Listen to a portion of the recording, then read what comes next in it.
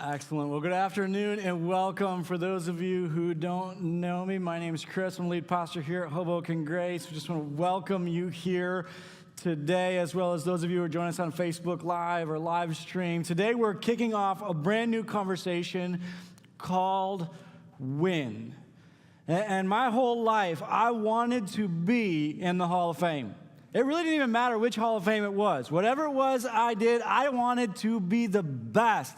I wanted to win. And I know some of you come from the school of, hey, it's not about winning, it's about having fun. It's just because you never won. So I wanted to win, and I wanted to win big. I wanted to be the greatest at whatever it was that I did. And I don't think I'm alone on this. I think there's something inside of us where we want to win. We want to win. And there's a reason why that song is so popular. It's not just the music. There's a reason why many of you worked out to that song this week. There's something inside of us. We want to win. We want to be the greatest. Now, unfortunately for me, the only Hall of Fame that I ever made it into was the Marcellus, Michigan High School Hall of Fame. Not many people visit that Hall of Fame. No, it is not worth cheering about in any way, shape, or form. But I think there is. I think there's something inside of us. We want to win. And then you come to this area of the country. And many of us came to this area of the country. Why? Because we want to win. And we didn't just want to be great. We wanted to be the greatest in the greatest city in the world. Because if you can make it here, you can make it anywhere. Exactly. Why do we know that? Because we want to be the greatest. And we want to win. We want to be the best. And we may not say it out loud, but there's something inside of us. We want to win. But then you walk into church. You walk into church and you start hearing them talk about you need to lay down your life for someone else. And then they start talking about submission. And then they start talking about living for someone else's dreams. And you hear all this. And if you've been with us for the last couple of months here at Hoboken Grace, you've heard all that. This idea you need to die to yourself. You hear these things, and you can begin to believe that to follow Jesus is to give up on winning. You can begin to believe that to follow Jesus is to give up on winning. That if you're going to follow Jesus, you got to get rid of that desire that you have to win, that desire to be great, that desire to be the best. That if you're going to follow Jesus, you got to get rid of that. And it can begin to develop within us. And this is my fear, because we've been having a lot of these conversations. A lot of these conversations about submission and dying to yourself and living for other people. You can begin to believe and you can begin to develop. My fear is that some of you are developing a mindset of defeat. You can begin to develop a mindset that says, okay, this isn't about winning, that God isn't about winning, and you can begin to develop a defeatist mindset. And I think that is exactly the opposite of what Christ wants to happen in your life. But I think sometimes because of the fact that we misunderstand the strategy of winning, because we misunderstand Christ's strategy of winning, we think that he's not about winning. And so as we walk through this summer, I want to take you to a passage, and we are going to break this thing down as we walk through the summer. I want to take you to a passage where he's calling us, I believe, to have the mindset of victory. It's found in Ephesians chapter 6. Ephesians chapter 6, Paul's coming to the end of his book to Ephesus, and as he's coming to the end of it, he says, listen, I got one final thing for you. And really in this one final thing, he's wrapping up everything that he's been talking to. He says, okay, let me break it down for you. Here's kind of the takeaway of everything I've said up to this point. Here's one final word, and listen to what he says, Ephesians chapter 6. Beginning in verse 10, it says this. It says a final word. Be strong in the Lord and in his mighty power. He says one final thing. Let me just wrap this up for you. Walk away with this. Be strong in the Lord and in his mighty power. Now let me ask you something. If I were to ask you to describe your life, is that how you describe it? How do you live your life? I live my life strong in the Lord and in his mighty power. If I were to even ask you to describe what the journey with Christ is about, is that how you describe it? It's about being strong in the Lord and his mighty power. You see, I think sometimes it happens without us even knowing. Sometimes it happens without us even knowing, where we begin to believe, oh, no, being on the journey with Christ, it's not about winning. And kind of by default, we begin to settle into kind of this defeatist mentality. And we think that if we're going to be on this journey with Christ, we got to get rid of that thing inside of us that wants to win. But then Paul steps in, and he's talking to Ephesus. He says, listen, I want for you, he says, this is the mindset I want for you to have. This is how I want you to attack this journey. This is how I want for you to approach your future. I want for you to be strong in the Lord and in his mighty power. He said, I don't want you to have the mindset of defeat. I want for you to have the mindset of strength. And then listen to how he continues. He says, put on all the armor of God so that you'll be able to stand firm against all strategies of the devil.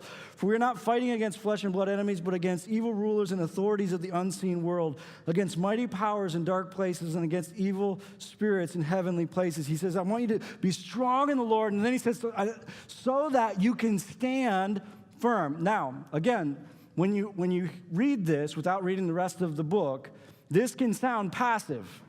Because stand firm, doesn't that sound kind of passive? You're just staying where you are.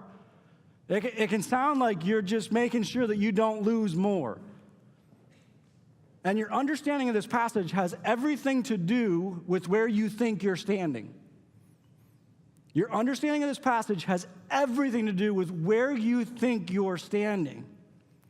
Because if you think that you're standing in a place of defeat, standing firm is just settling. So you need to understand the context of the book of Ephesians, because throughout the book of Ephesians, from the very beginning, he's been talking about one thing. Now, let me take you back to chapter 1. He's starting off this conversation that he ends with Ephesians 6. In chapter 1, he says this. He says, I also pray that you will understand the incredible greatness of God's power for us who believe in him. He says, I don't just want for you to understand God's power. I want you to understand God's power for you. I don't just want for you to understand how God won. I want for you to understand how God's power allows you to win. I want you to understand God's power for us who believe him. This is the same mighty power that raised Christ from the dead and seated him in the place of honor at God's right hand in the heavenly realms. Now he is far above any ruler or authority or power or leader or anything else. This is important in understanding Ephesians 6, because in Ephesians 6, as we just read, he says, listen, we fight against these authorities and these unseen powers. But earlier in the book, this is important, because in Ephesians 6, he's not saying that you need to be scared of them, because in Ephesians 1, he's already said Christ has defeated them. He's already established that. And as he starts this off in chapter 1, he's saying, listen, I want for you to understand God's incredible power for you, the same power that allowed Jesus to win. And this is important as well, because I think for some of us, because of how Jesus lives his life, and because of Jesus' strategy of winning, we think that Jesus wasn't about winning. Because of the fact that Jesus lays down his life, that he willingly lays down his life, and you see things like turn the other cheek, and that you think, oh, well, Jesus wasn't about winning. And the reality is when you look at the cross, it doesn't look like he's about winning, but what is he doing in that moment? He's winning. And his mindset through the entire process is one thing. I'm going to win. And I'm going to defeat sin and death. I'm going to win. But because of the fact that his strategy isn't necessarily the strategy that we would take to win, or that we think would lead to winning, we think that he's not about winning. Make no mistake about it, from the very beginning, Jesus came to do one thing. He came to win.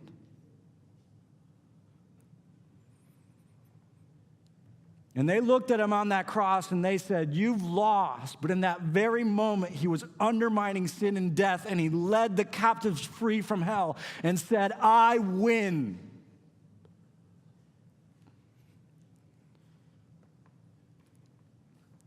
We misunderstand that. We can begin to believe that this journey is about leaving that side of you behind. But in Ephesians, he's saying, no. Listen, Jesus came to win, and the same power that raised Jesus from the dead, and I love it because in Romans he says the same power that raised Jesus from the dead lives inside you. Here in Ephesus he says the same power that raised Jesus from the dead and placed him at the right hand of the Father, and he's talking about the champion's seat, right? He's talking about the winner's seat. He's saying the same power that allowed him to win like that is the power of God in you. He said, you need to start thinking like a winner. And throughout the entire book, he's talking about how Jesus has won for them. That influences big time how we see Ephesians chapter 6. Because when he says stand firm, it's important that you know where you're standing. How many of you growing up played King of the Hill? Yeah. 4 of you. We should do that next week after the service.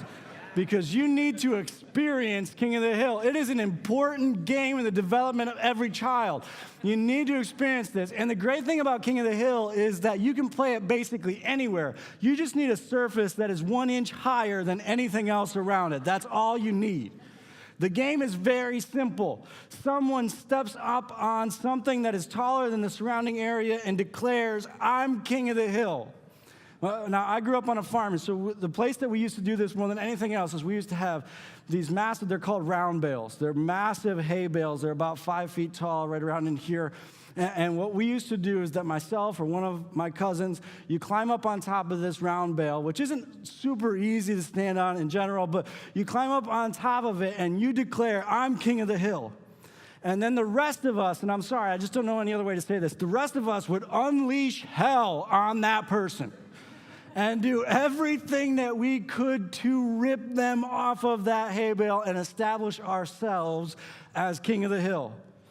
And there were some pretty intense King of the Hill moments growing up, and there were some broken bones at times, and it got pretty crazy as we played this game. But what Paul is trying to help you understand in Ephesians 6, because if you don't understand where you stand, you won't understand what he's saying. If you don't understand where you stand, you may think that he's saying just be content with where you are. You may think that he's saying, hey, listen, you don't need to worry about winning. Just don't lose anymore. You may think that he's telling you to settle. But when you understand the book of Ephesians, what he's saying is this: you got the hill, don't give it up.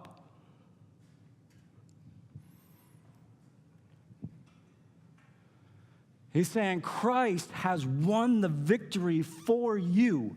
You have the power to conquer sin and death just like Christ did. Don't give up the hill. This is very important in your understanding of scriptures because you need to understand this as you're reading through it, or you might misunderstand what the writers are saying. The scriptures don't teach you that you need to win the victory. The scriptures teach you that Christ has won the victory, so stop giving sin power where it doesn't have any. And that's exactly what Ephesians is saying. He's saying, listen, you need to hold the hill. You need to stand firm. And even that entire idea throughout the scriptures is not passive. It's actually the method of victory. When you look at what it says in the book of James, you see this. It says, so humble yourselves before God, resist the devil, stand firm, and he will flee from you. They're talking about how you win. He's saying, you got to understand, you have the hill. Don't give up the hill. And the entire conversation, he's calling them to a mindset of victory. He's saying it's time to win. And throughout the book, he's calling them to win. He's saying, you need to win. If you get the chance to read through the book this week, I highly encourage you to do that. We're going to spend a lot of time in it over the next couple months here. And as he's writing to them, there's a lot of places in their life where they have begun to lose. And they're accepting things in their life that they got to get rid of. And he's saying, listen, you have to change your mentality. And stop just accepting defeat. And I think for a lot of us, we do that. We just begin to settle in and we say things like, well, hey, listen, we're not going to be perfect until we get to heaven. Or, hey, we're always going to struggle. And I'll be talking with people about what they're struggling with. And they'll say that to me. They'll say, well, we're always going to struggle. And it's just this defeatist mentality. And in the scriptures, we're called to have the mindset of Christ. Now, let me tell you something. Defeat has no place in the mindset of Christ. Has no place in the mindset of Christ. Do not think when you step into that defeatist mentality that it just is what it is. It's always going to be. That is not becoming like Christ. That is not the mindset of Christ. The mindset of Christ is victory. And he's stepping in and saying, you got to shift the way that you're thinking about this. You got to shift that mindset. Because it's time to win. But we begin to allow ourselves to develop this wrong mindset. And then we misunderstand the fight. We misunderstand what the fight is. Again, going back to Ephesians 6, he says, for we are not fighting against flesh and blood enemies, but against evil rulers and authorities of the unseen world, against mighty powers in this dark world, and against evil spirits in heavenly places. He says, you guys, you have to get this mindset. You have to get the mindset of Christ. Understand the Lord's power in your life. He says you have to get the mindset. He said then you also have to understand what it is that we're fighting, and we don't fight people. We don't fight people, we fight for people. We don't win over people, we win for people.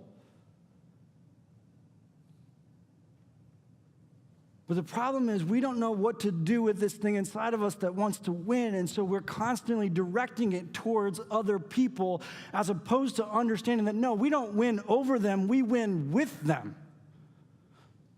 I used to, growing up, I was a little bit older when the whole skateboard scene really exploded and the whole X Games scene really took off. But I remember watching it, and at first watching it, I used to hate the X Games, the whole skateboard scene, because of the fact that they all cheer for each other. You ever notice that? They all cheer for each other. That's not the world I grew up in. I grew up in the world of Magic Johnson and Larry Bird, where you despise the person that you're competing against. You despise it. But then these guys, they're competing against one another, and the guy beats them, and he gives them a high five. I'm like, you're just pathetic. What is wrong with you? Why would you do that? And at first, I really struggled with it, but the more that I look at what God's calling us to, and the more I think that really captures it. It's we win together. We get better together. And it's not us against them. It's not me against him. It's us together against those things that would destroy us. And I know some of you are here and you say, well, Chris, life isn't a competition. You're right. Life isn't a competition. Life's a war. It's a war. Some of you are very aware of that right now because you find yourself in the midst of intense battles. You're trying to fight depression, you're trying to fight anxiety, and you're trying to fight sorrow in your life. You're trying to fight. Life is a war, and when you step into a relationship with Jesus, Jesus doesn't take you out of the war. Because there's still more people to be won. He doesn't take us out of the war. He says, let me teach you what it's like to be like me. That means you learn what it is to fight for people. He doesn't take us out of the war. It's a war, but we don't fight against people. We fight for people. Our culture has bought in 100% into the us against them mentality. You see it everywhere. People are just trying to destroy people. And we bought into this idea that we can win by destroying someone else. And God's trying to teach us, no, that's not how you win. You don't defeat racism by destroying the racist. You defeat racism by destroying the lie of racism that's ruining the life of the racist. I had a conversation with one of my staff members about this a little while ago. They were really frustrated about our city, and specifically frustrated that the people of our city didn't seem to care about those who are in need in our city. And they were talking to me about it, and they were talking about how they wanted to go and to go online and to post this thing, and they wanted to communicate how ridiculous it is that our city doesn't care more about these people. And I said to them, I said, listen, your strategy is a flawed strategy. He said, what do you mean? I said, you're going to go out and you're going to try to attack and destroy the people that you need to win in order to win this battle.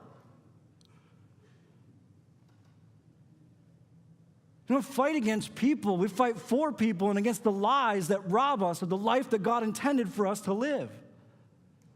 You realize that strategy's never worked, right? Our culture's trying it every chance it gets. That strategy's never worked. No one that I know of, maybe it has happened once or twice, but no one that I know of has ever said, hey, listen, you've attacked me enough. You've ridiculed me enough. You've publicly shamed me enough. You've disgraced me enough. I agree with you. That doesn't happen. But we keep believing and buying into the idea that we fight against one another. The second half of Ephesians is all about unity. It's all about unity. And he's saying, you don't win when you leave them behind. It's all about unity. He's saying, you don't get to win as an individual. No. This is a team sport. This is a team sport. And there aren't multiple teams. We fight for everyone. We fight for everyone. You realize this is what they hated about Jesus, right? That's why they killed him. They wanted Jesus to fight people. They wanted Jesus to come in and fight the Romans. They wanted Jesus to overthrow Rome.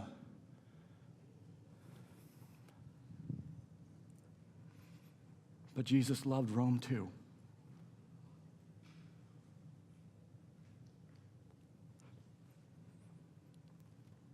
And Jesus came in and he said, I don't just fight for some. I fight for all. So that no matter who you are, no matter where you've been, no matter what you've done, I'm coming to fight for you. I don't just fight for some. I fight for all.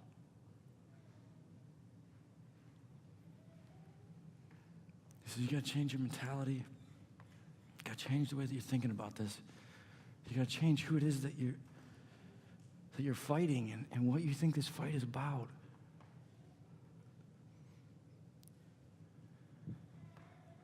And then he begins to talk them through, okay, this is how you learn to fight. This is how you learn to fight. So some of you, when I told you the story about King of the Hill, you thought to yourself, man, where were your parents? You know where they were? About 10 feet away. And we come climbing out of that situation with our lip bleeding, our finger pointed the wrong direction, and we'd come crying, and our dads would look at us and say, really? You're going to let them take the hill? Really? Get back in there. If you come to my house, the floor of my boy's room is 2-inch thick wrestling mats. In the corner, I've got a 60-pound professional punching bag. And people look at it and say, what are you doing? I'm teaching my kids to fight. What do you mean you're teaching kids to fight? You see, you know what my parents understood? One day life was going to land a punch. and we needed to know how to get back up. One day there was going to come a call that was going to floor us. And we need to know how to persevere. One day something was going to happen in our marriages that was going to rock us. And they wanted to make sure that we wouldn't quit. That we knew how to fight, not to fight against people, but we knew how to fight.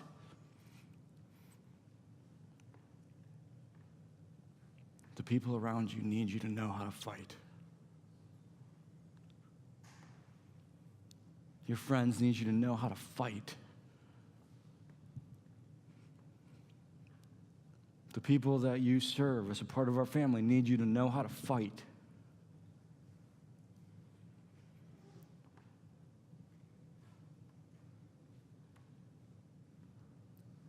He steps in and says, you got to change your mentality. You got to understand what it is that we fight.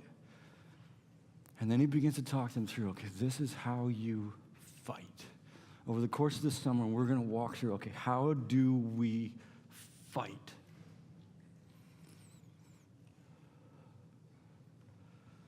Did you know that in the scriptures there's a Hall of Fame? Did you know that? Hebrews chapter 11. Hebrews chapter 11 is commonly referred to as the Hall of Fame of the Scriptures. And in that passage, he walks through all of these different people who've come before them. And he talks about Abraham's faith, and he talks about David's faith, and he walks through all of these different individuals, and he talks about Moses, he talks about Samson, all these individuals, and it's literally referred to as the Hall of Fame of faith, of those who've come before. Now the thing is, they didn't live for their own name, they lived for his name. But it's the Hall of Fame. And as he comes to the end of it, it's really interesting because as he comes to the end of it, he doesn't come to the end of it and say, man, you need to celebrate those people. He doesn't come to the end of it and say, man, aren't you impressed by those people? As a matter of fact, he doesn't give us the Hall of Fame for that reason at all. You know what he does when he comes to the end of it? He says, so now you live like you belong in there. He doesn't give it to us so that we will celebrate them. He gives it to us so that we will set our sights on something. That we would live our lives. He says, now live in light of the witnesses who've come before you. That you would live your lives to be in the Hall of Fame. To not just be okay at following Jesus, but to be great at following Jesus. Why? Because the people around you need you to fight for them.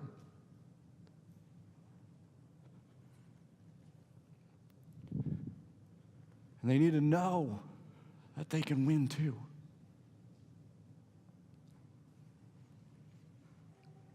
And he calls us to take on the mindset of victory.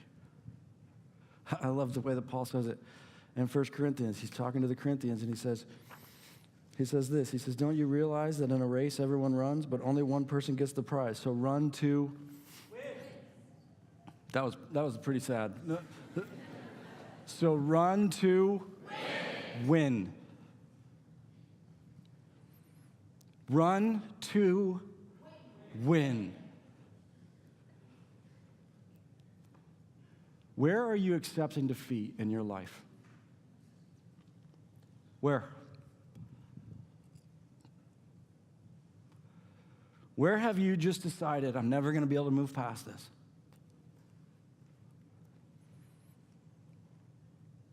Maybe it's in a relationship. Maybe you've just decided, no, you know what? I'm never going to be able to move past this addiction. You've just decided to settle. I'm never going to be able to actually learn to control my temper. I'm never going to actually learn how to be able to control my tongue and the things that I say to the people around me. Where have you settled for defeat? Jesus didn't suffer and die on that cross for you to lose. No, he did not. It's time to start winning. I want you to think about one area that this summer, even though you've never won there before, this summer is the summer that you're going to win. One area, one thing. You say, no, I'm going to walk away from that. I want you to put it somewhere where you're going to see it over and over and over again. We're going to spend a lot of time on this because it's so important. And we're going to learn how to fight. And we're going to fight to win. Will you pray with me? Father, as we look at what you're teaching us and what you're calling us to be strong in your mighty power, for some of us, it's hard to believe that that's possible. We've lost in this area so many times, we just don't know if we can do it. Father, I pray that you would begin to break down that lie. And I pray that the truth, that the Spirit that raised Jesus from the dead works powerfully within us, that truth would begin to develop in us an excitement and anticipation of faith that would drive us to follow you in how we fight so that we might win. Not so that our name would be praised, but so that your name would be praised. Not so that we would be glorified, but so that the world would see the victory that's possible in you. In Jesus' name, amen.